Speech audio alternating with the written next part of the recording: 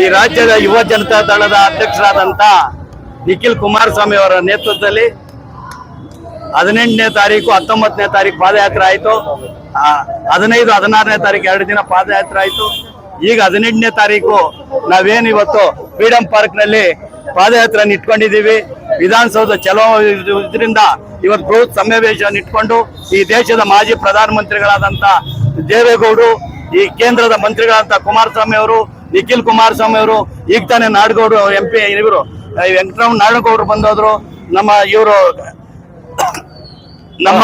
ನಮ್ಮ ಜಿಲ್ಲೆಯವರ ನಾಯಕರಾದಂತ core committee ಅಧ್ಯಕ್ಷರಾದಂತ JK Krishnareddy ಅವರು, ಶಿಲ್ಘಟ್ಟ MLA ಅವರಾದಂತ Ravikumar ಅವರ ನೇತೃತ್ವದಲ್ಲಿ ನಮ್ಮ ಚಿಕ್ಕಬಳ್ಳಾಪುರ ಜಿಲ್ಲೆಯಿಂದ ಸಾವಿರಾರು ಜನ ಇವತ್ತು ನಿಖಿಲ್ ಕುಮಾರಸ್ವಾಮಿ ನೇತೃತ್ವದಲ್ಲಿ ಏನ್ ಪ್ರತಿಭಟನೆ ಮಾಡ್ತಾ ಇದ್ದಾರೆ, ಏನ್ ಬಿಡದಿ ಟೌನ್ಶಿಪ್ ನ ವಿರುದ್ಧವಾಗಿ ನಾವೇನು ಹೋರಾಟ ಮಾಡ್ತಿದ್ದೀವಿ, ಯಾವುದೇ ಕಾರಣಕ್ಕೂ ಟೌನ್ಶಿಪ್ ಮಾಡ್ಲೇಬಾರ್ದು ಅಂತ ಏನ್ ನಿರ್ಧಾರ ಕೈಗೊಂಡಿರಿ ದೇಶದ ಮಾಜಿ ಪ್ರಧಾನಮಂತ್ರಿಗಳಾದಂತ ದೇವೇಗೌಡರು ರಾಜ್ಯದಂತೆ ಈ ರಾಜ್ಯದ ಯುವ ಜನತಾ ದಳದ ಅಧ್ಯಕ್ಷರಾದಂತ ನಮ್ಮ ನಿಖಿಲ್ ಕುಮಾರಸ್ವಾಮಿ ನೇತೃತ್ವದಲ್ಲಿ ನಡೀತಕ್ಕಂತ ಒಳ್ಳೆ ಹೋರಾಟ ಮಾಡ್ತಾ ಇದ್ದೀವಿ.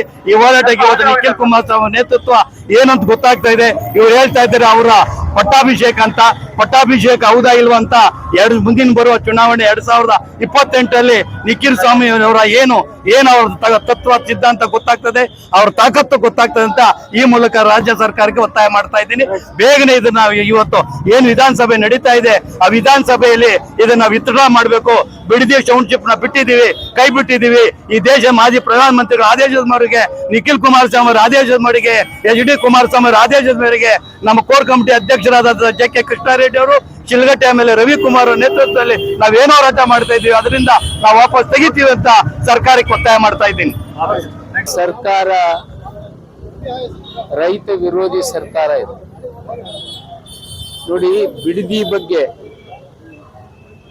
ಪಾದಯಾತ್ರೆ ಮಾಡಿದ ತಕ್ಷಣ ಅವರು ಬ್ಯಾನರ್ಗಳನ್ನು ಕಟ್ಟಿದರು.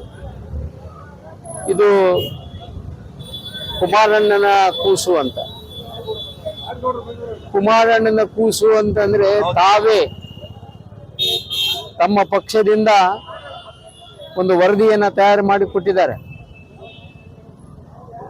ಅದಕ್ಕೆ ಸದಸ್ಯರು ಇವರು ಇದ್ರು. ಅಲ್ಲಿ ಹೋಗಿ ಸರ್ವೆ ಮಾಡಿ ಎಷ್ಟು ತೆಂಗಿನ ಮರ ಇದ್ದಾವೆ, ಎಷ್ಟು ಬೇರೆ ಬೇರೆ ಮರ ಇದ್ದಾವೆ, ಎಷ್ಟು ಫಲವತ್ತಾದ ಭೂಮಿ ಇದೆ, ಇದನ್ನ ಒಕ್ಕಲೆಬ್ಬಿಸಬಾರ್ದು ಅಂತ ಹೇಳಿ ವರದಿ ಕೊಟ್ಟವರು ಅವರೇ. ಅದರ ಬಗ್ಗೆ ಜಯಚಂದ್ರ ಅವರು ವರದಿಯನ್ನ ಕೊಟ್ಟ ಮೇಲೆ ಜಯಚಂದ್ರ ಅವರು